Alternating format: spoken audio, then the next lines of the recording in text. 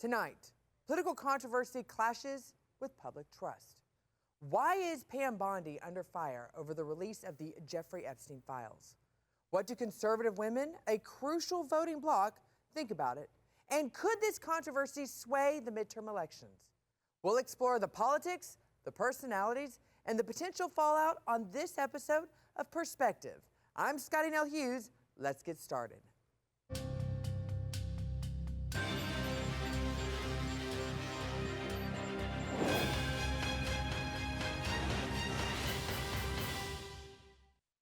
The government has released millions of pages of documents related to Jeffrey Epstein, but the rollout has been anything but smooth. Now, last week, documents were released showing more than 300 names of prominent individuals mentioned in the files. But critics say many names remain redacted or withheld entirely, and the process has drawn bipartisan criticism.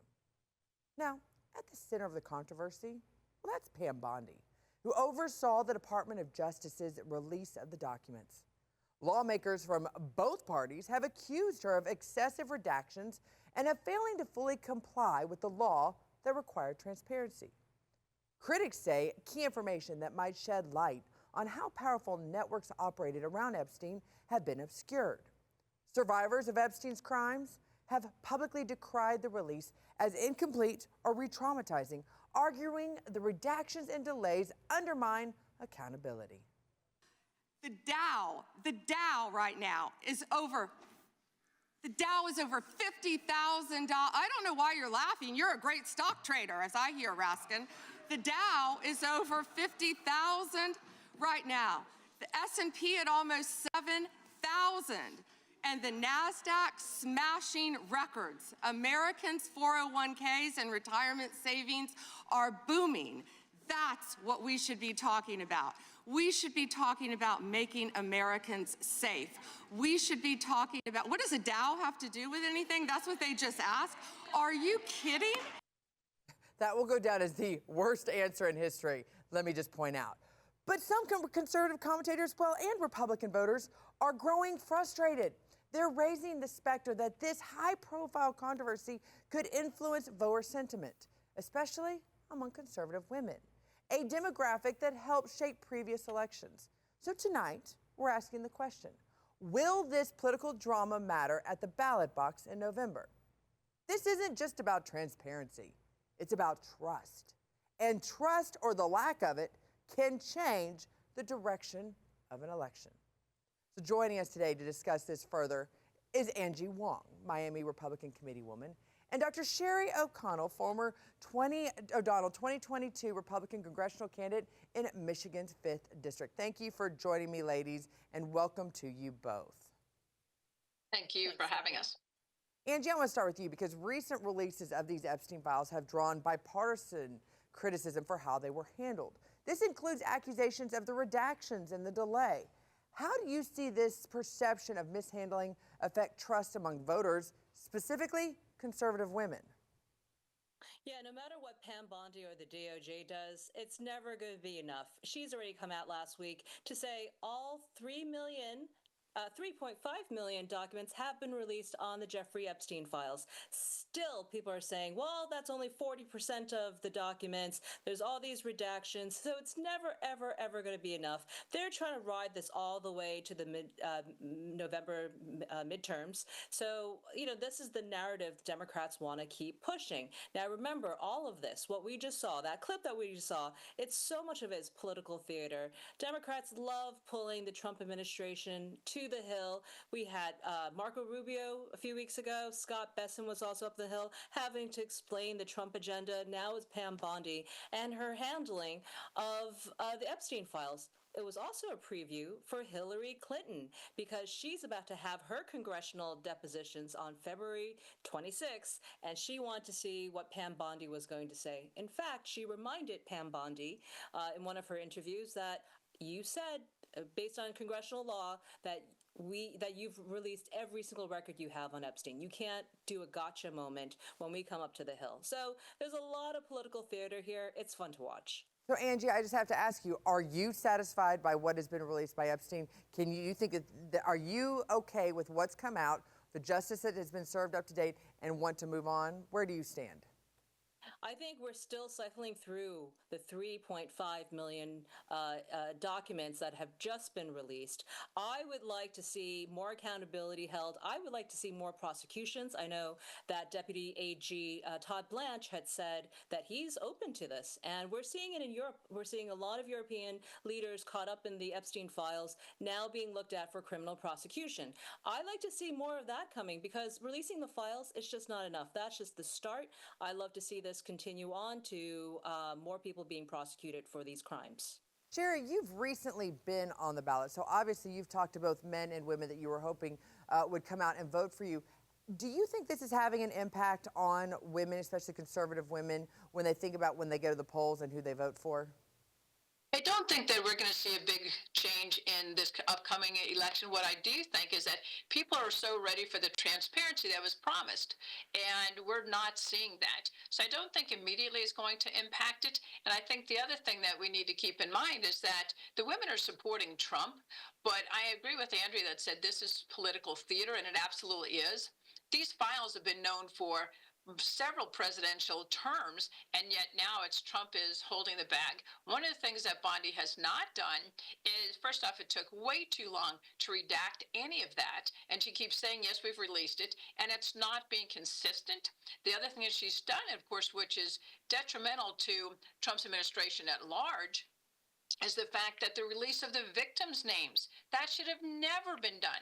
But in the meanwhile that she's released victims' names, she's continuing to protect some very powerful people that are on there that should not have been protected. Furthermore, if this wasn't a malicious attempt, one of the things we're seeing is that it certainly is not as transparent. And this was a very debacle way in which this was done. Being in medicine, I've got to be so careful of HIPAA and the violations of patient information. This should have been handled in the same way in which we would release a patient's information, and it's not. As far as do I think it's going to impact the polls with Trump and the Republicans at all, I think the Republicans right now are still much stronger than the Democrats. And what's happening is that they can't put forth a valid and a viable candidate for not only the presidency, but also for several down polls. And what we're seeing, I just think that they're continuing to grab at anything that they can for the political arena and drama that's happening. But this was not handled correctly, but I don't think we're going to see a great impact on the polls, or at least hopefully not. One of the things we've got to be aware of is also the voters' memories are very, very short, and we've got to keep up what Trump has done. And when you stop and see what he's done in his first year of this term, has been pretty amazing. Well, that's the thing, Dr. O'Donnell, because Angie, conservative women have historically been reliable Republican voters. But once again, it's all about engagement. So what issues typically drive this turnout, Angie? And could this controversy compete with issues like the economy, abortion, or national security? Or are women going to push that aside and say, you know what, I'm going to go back and focus on the main issues that impact me daily right now? Yeah, and I've been looking for those issues. Believe me, I have, because we need to, we're voters, but we vote also on emotions. We rage voted in 2024. We don't have that same rage in 26 because guess what? We control all the houses, right? And we can't be the problem, but we do vote a lot on emotion. So I've been looking for those main street issues that will drive voters to come out, because what we've seen with the special elections since the 2024 elections is that Republicans are not winning those special elections. Why? There's just no issues to come out for. And, special elections are hard anyway. So I think we need to get that ready for November. I'm starting to see those issues being perhaps back in the schools. We see a lot of teachers' unions asking students to skip class and go do anti-ICE protests. So we're starting to see those things. That's the kind of issues that I know myself as a mom. I will make no apologies of wanting to have safe streets and safe communities. But meanwhile, we have our teachers egging on our students to be little mini activists, which should never happen in our schools. So I think that's going to be one of the issues for women. Epstein, I'm not sure if that's going to have enough legs to November, although I would like to see Pam Bondi and President Trump pursue those who are responsible for a lot of these heinous crimes. I think that will go a lot towards getting out the women vote. Dr. O'Donnell, being on the ballot yourself, being a female, I'm sure you actually achieved or had criticism that came against you that probably a male opponent, someone in that category, might not have had. They probably critiqued your clothes, your hair, your style, your attitude, the way you projected yourself, things that you very rarely would ever hear of a male candidate, even as a Republican. Pam Bondi's combative performance during congressional hearings, well, that's been widely shared online and on social media platforms. In your view, do you think that if she was a man and would have had that same take and that same presentation and combative nature that she did, that she'd be receiving as much controversy and as much pushback as she did? I think perhaps she wouldn't have received as much pushback as she has, but she certainly did not follow any decorum. And I think if anybody would continue to rage in the way she did and scream at the senators even that she did, which was totally unacceptable, I think they should have had some pushback. Do I think that it would have been as much? No, because what she looked like was a raging female crazy woman. And that's never, you've got to follow decorum, you've got to know who you're speaking to, and also just, her behavior was unacceptable. Well, and that's And inexcusable. Angie, and Angie, I want to get your opinion on this. Do you feel like that she was pushed into that corner, or that if she was a male, like you said, Marco Rubio came out and he talked just a few weeks before or a week before and had some of that same pushback and praised for it? Do you think a lot of this pushback on her is because that she's a female, and are conservative women sticking up enough for her, even being in this position? Well, Marco Rubio was a master class. He schooled the congressional members that were asking him questions, right? So he was telling them, no, I'm not going to play your game. Pam Bondi didn't come off the same way. She's a skilled litigator, right? Remember, she was also the AG for Florida for a number of years. So I didn't see those skills come across in the courtroom, which is what I was hoping for. She reverted back to MAGA talking points. She almost said, make America great again, which was, not exactly what you should be doing. She should understand the media game a little bit more, the PR game, that what she says is going to get clipped and put into headlines. She was a little bit ill prepared for that, although she was very combative.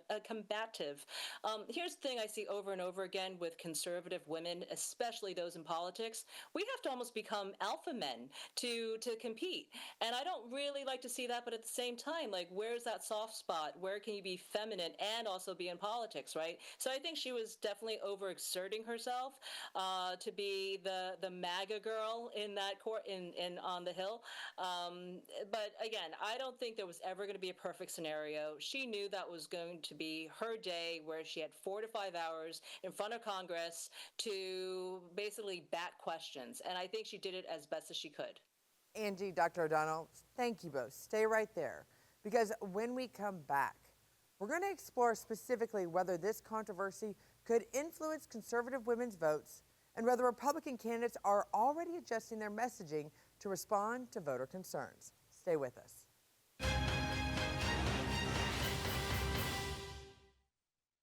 Welcome back. We're examining whether the Epstein Files controversy and Pam Bondi's handling of it could meaningfully affect conservative women heading into the midterm elections.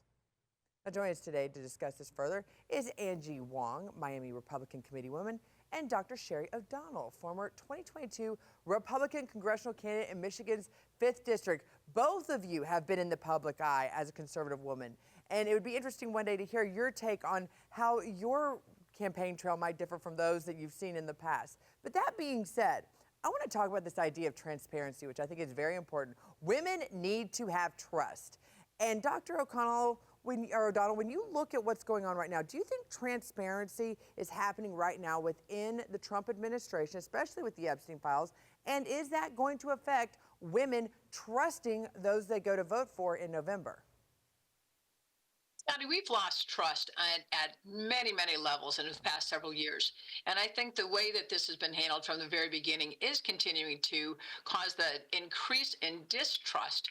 All the way, and I'm sorry, as a physician, all the way from COVID and the way that that was handled, all the way through current. And we keep saying transparency. We say we're the party of transparency and truth, and that needs to be happening. And with the Epstein Files, that has not been happening. And I think to regain the trust of the American people, especially the conservative women, we need to get back to honesty and transparency and making certain that happens all the way from D.C.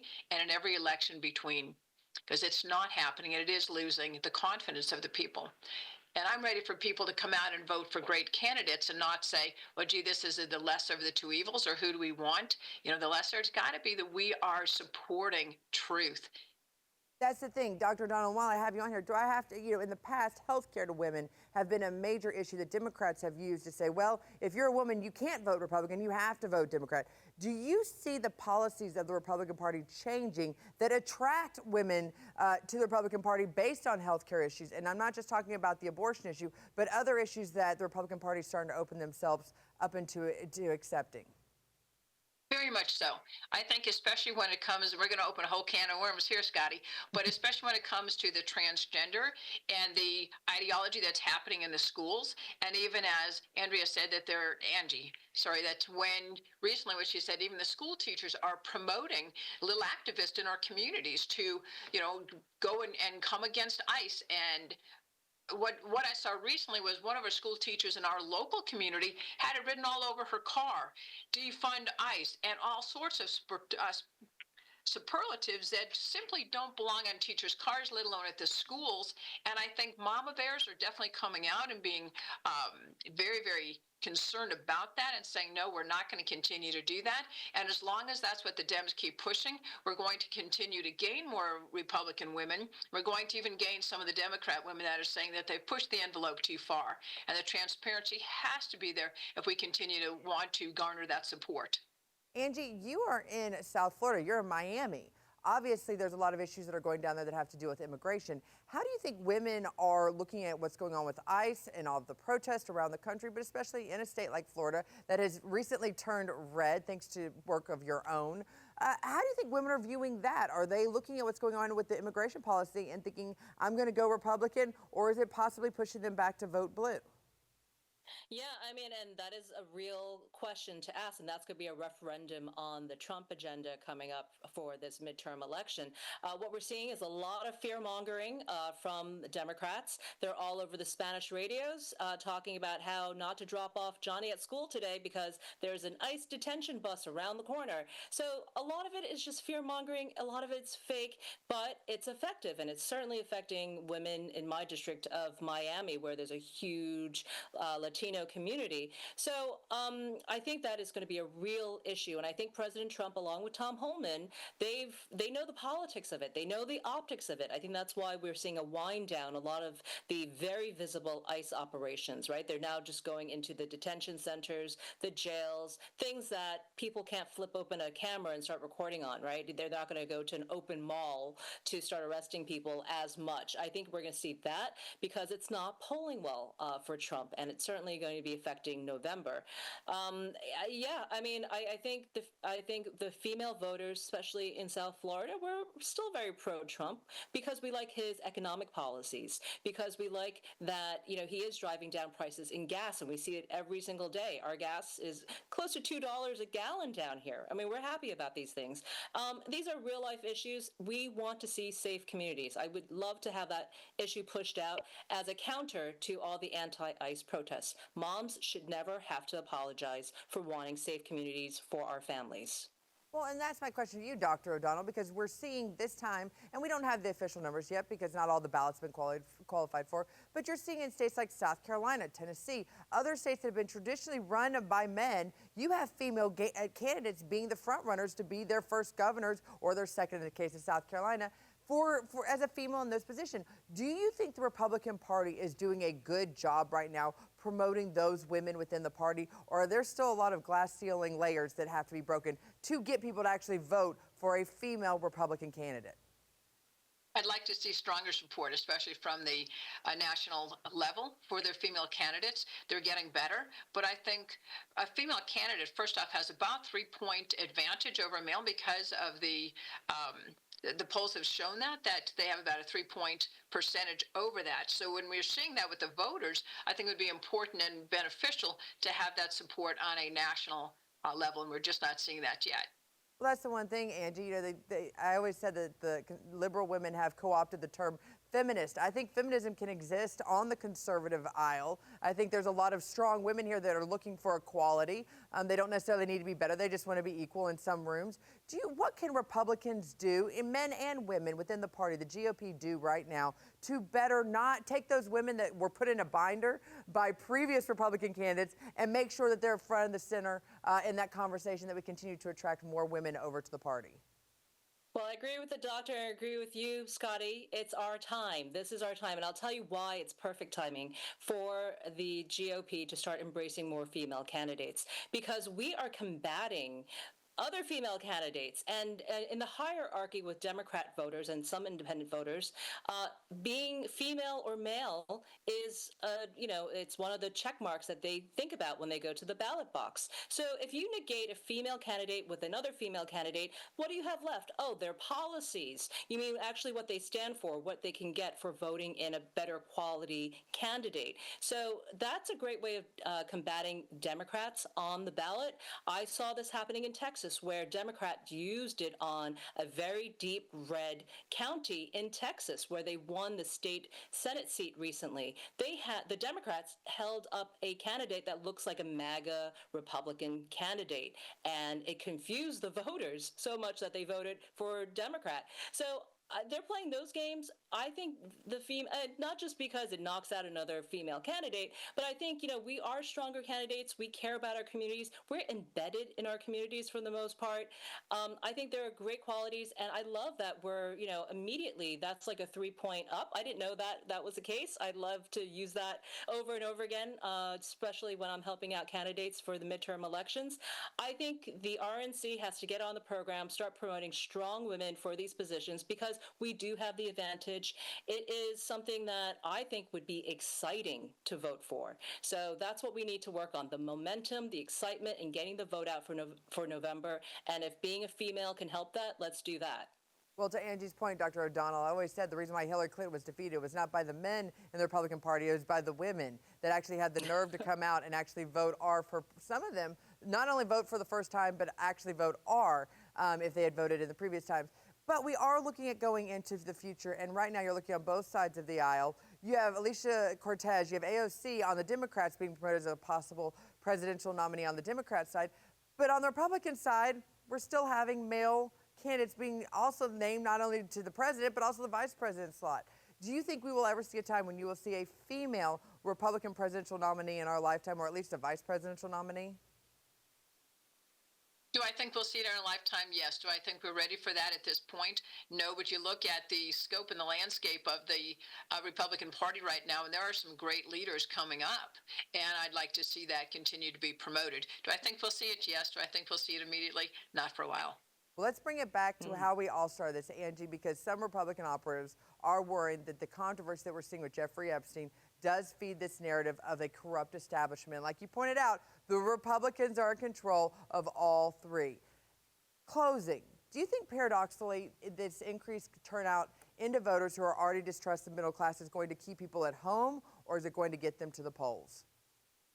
Yeah, we need those issues out there, guys. This is going to be an issue-based election. This is not going to be like, I really like this candidate, or I'm a fangirl of that candidate. This is more going to be about President Trump, a referendum on his first 2 years in office by November, and whether or not, he gets a grade A. I think that's what you're going to see, because the candidates themselves, they have to come out and actually also get on the program and, push out the agendas coming from the White House and so forth as well. There has to be some sort of unity, some sort of cohesion and singular message, or maybe 3 singular messages rather than whatever you want to say. I know elections are local and they're local based issues, but there are going to have to be some championship of the kind of federal level issues as well if we're all going to win together.